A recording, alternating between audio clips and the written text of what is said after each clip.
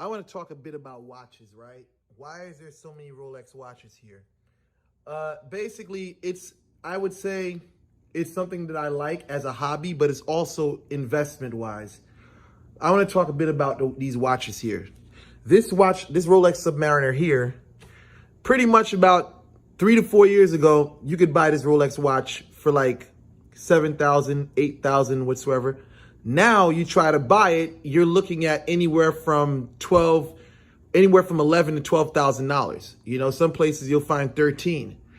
This watch right here, pretty much the two-tone bluesy Rolex Submariner. I believe you could have got that watch 3 to 4 years ago for like 9,000. Now they're actually anywhere from 15 to 18,000. Yeah, that's pretty much better than interest you get on money in a bank. This watch here, this is called the GMT Master 2, but some people like to refer to it as the Batman. This one here, back in the day, you could get it for like, well, three to 4 years ago, you probably could have got this watch for like 8,000. Now they're asking for anywhere from 16 to 18 to 19,000 for this. Now, this is a regular date just. I want to explain something. You know, this is a regular date just. They're cool. They hold their value, but they don't really increase much. I want to show you something. Some people would say this watch looks more expensive than this watch. Yes, it does, because you're looking at big diamonds. But let me tell you something. This bezel here, it negatively impacts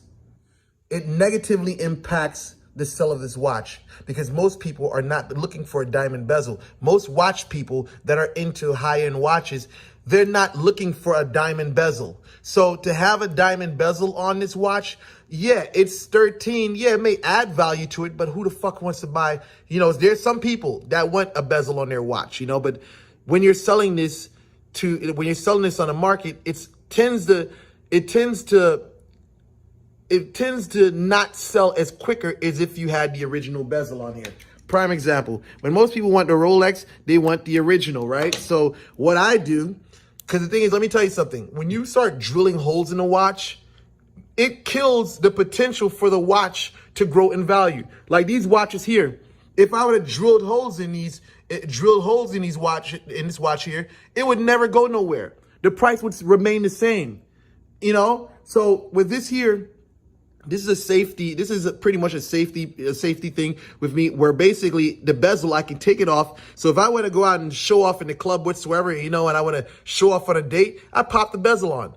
But now if I want to put it back together and then sell the bastard, you know, basically I would snap the original bezel back on, but of course I would change the seal because it's probably loose now because I've taken the bezel on and off so many times. But yeah, if I want to sell the watch, you know, I haven't drilled holes in it. I just snap the original piece back on, you know? But yeah, the thing about watches is almost like it's almost to the point where people are starting looking to the investment potential of Rolex watches, because they're seeing these watches have jumped in a short amount of time period. Again, right now, this watch right here is, this watch right here is looking at $18,000, 18 to 20. Some people throwing 20 on it, you know, but you know, I know it sounds crazy, a stainless steel watch, but the craze for these watches is out of this world, you know. But that's why I maintain them. You know, sometimes I sell them whatsoever. But you know, I just want to talk about the investment potential behind Rolex watches. You know, listen. If you're going to get the Rolex, make sure you got the card with it, the paperwork and stuff like that, because it definitely helps whatsoever when you're selling these things, man. So with that said, I'm out.